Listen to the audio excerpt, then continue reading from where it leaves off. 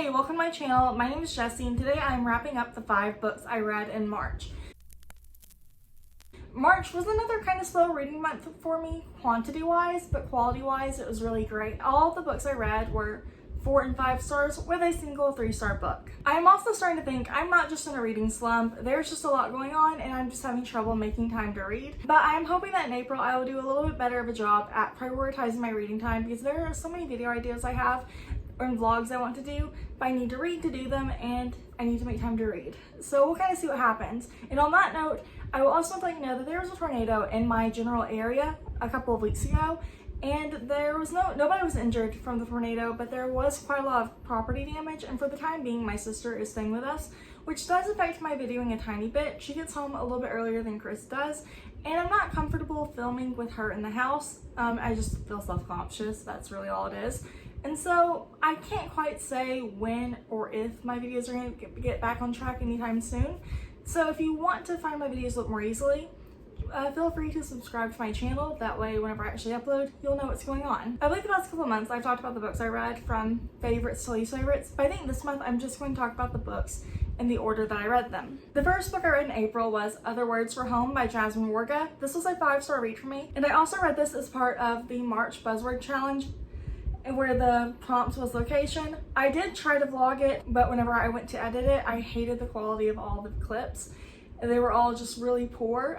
My videos aren't particularly high quality to begin with, but these were all just extremely bad, so I just tossed it because I'd rather not upload something than upload something I don't like.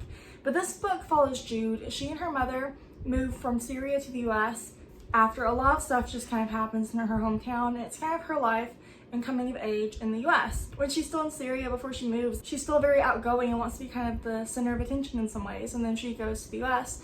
She kind of just wants to blend in and not be noticed for a while, and then eventually she kind of also wants to stick out again towards the end. And I liked seeing her journey through each of those stages and why she was the way she was at any particular stage. You know, whenever she was home in Syria with her dad and brother and mother, she's comfortable and happy, but whenever she and her mother moved to the US to live with her uncle and aunt and cousin, she had to leave her brother and father behind, as well as she had to adjust to living with a family she's never really met in person. And the struggles that come with that, on top of, you know, she spoke English pretty well when she was home, but she comes to the US and she notices that she may not speak it on the same level as some of her peers, and so she's struggling to fit in that aspect as well. And this was also a novel told in verse, and I absolutely loved this book. I had such a great time with it. I wish that the vlog I tried to make had worked out. That way I could show you like my more in-depth thoughts as I read each part of the book. But overall, it was a really great book and I really enjoyed it. The next book I read is If We Were Villains by ML Rio, and I read it as part of the 12 Books by 12 Friends challenge over on Instagram. I also rated If We Were Villains 4 stars. This book follows Oliver, and he has been in prison for the past 10 years. And throughout the book, you kind of learn why he went to prison, what happened, what the crime was. And the story is him telling the lead detective on the case, who never believed what really happened, and who was getting ready to retire and move to a different line of work, the story. That way, there'll just be closure with the detective on the end of his career. The book mostly follows Oliver and 5 of his classmates 10 years in the past during their senior year of college. They were all 6 theater students. I think the college they were in only performed plays by Shakespeare.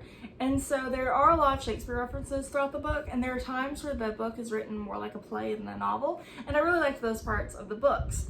I like the way that the story was divided into acts rather than parts, and how at the beginning of each act, it would come back to current time where Oliver was just kind of talking to the detective real fast, and then it would go back to the past setting. One thing I struggled with at the beginning was I felt like there were too many characters.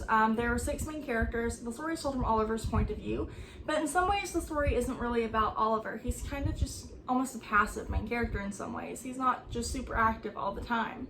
He's just the one whose thoughts we follow and who happens to have been sent to prison. At the beginning, I had issues with mixing Alex and Richard up quite a bit, and I also struggled to keep Meredith and Gwen straight as well. I kept mixing them up for a while too. So that's kind of my big complaint, is just there are so many characters that I did kind of have trouble keeping up with them. The other thing, which this is super minor and isn't by no fault of the book, but I do wish I had read this book or had been available. I don't know when it was published.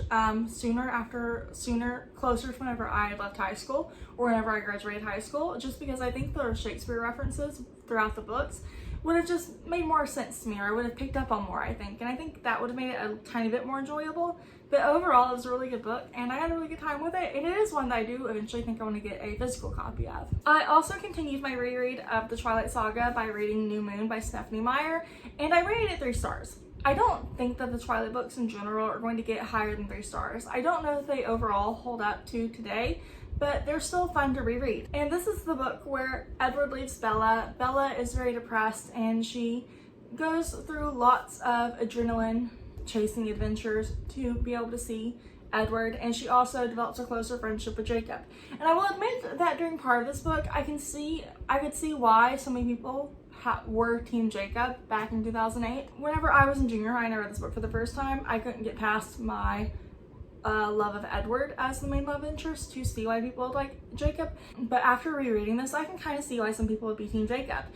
In general, if Edward had never been involved, and ignoring the fact that he's 2 years younger than Bella whenever they're in high school, so those 2 years do make a little bit of a difference to me. He was pretty nice to her for the most part. He was really helpful. He was a little overeager, but he also was somewhat respectful of Bella's boundaries, I guess, pre-transition into werewolf, and he's still somewhat protective, but he's just a lot more obvious, I guess, in some ways.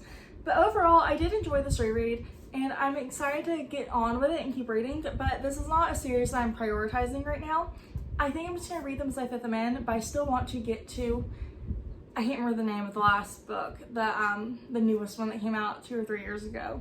But I still want to get to that one this year, and so I do want to get Eclipse and Breaking Dawn read before I get there. I also listened to the audiobook for Cultish, The Language of Fanaticism by Amanda Montell, and it was a really interesting book, and I also rated it 5 stars. This book kind of talks about the language of cults, or how different aspects of society or different groups in society have a cult-like language or their own individual languages, and kind of how, I guess, like they play together and how it all kind of works together. And it was really interesting. I like that the book started off by introducing, you know, what we normally think of and know as cults, and just how those also linguistically hold similar features to stuff like CrossFit or MLMs and stuff. I thought that was just really interesting. I learned a lot reading the book.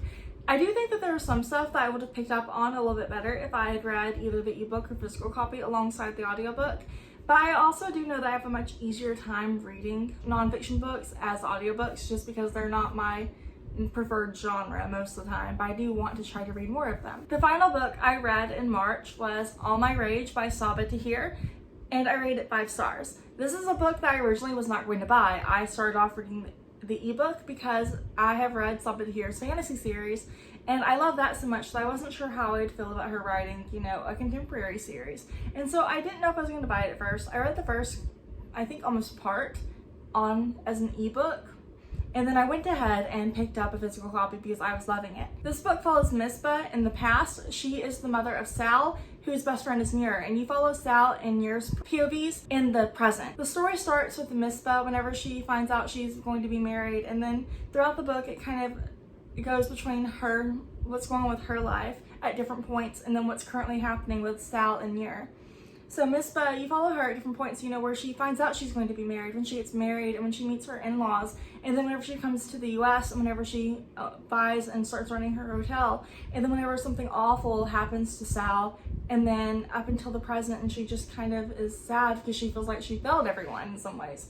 And then Sal and Muir. Sal is Misbah's son, as I've already said, and his mother died, and he is trying to keep her hotel going. The hotel was her dream, and it was the one thing she really loved. His father has his own issues, and he's not really helping very much.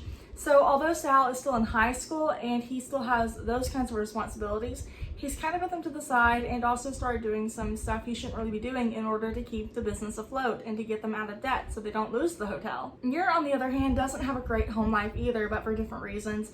And she is trying to figure out the best way for her to get out of the house whenever school's over, but all of the options that she's tried aren't working out as far as she can tell. And then at some point, because of the way Sal has tried to take care of the hotel, he and Muir get in trouble with the law, and there's just a lot that happens. But in the end, I really enjoyed the way the story tied up. I enjoyed getting to see both characters and what they were going through and learn about them and their experiences. I also liked the way that what happened to Sal was addressed. I don't really know how to describe the way it was addressed other than to say that do check the trigger warnings in this book. But I like that it was never described. It was never described in detail or anything. You just kind of know without saying exactly what happened. And I thought that was interesting. But overall, this was a great read, and I will say this was probably my favorite read of the month. Anyways, those were all 5 books I read in March. I do hope I read a few more books in April just because I do have a lot of reading plans I want to get to, but I definitely won't argue with the quality of this month's reads. Anyways, thank you so much for taking the time to watch this video, and I'll talk to you later. Bye.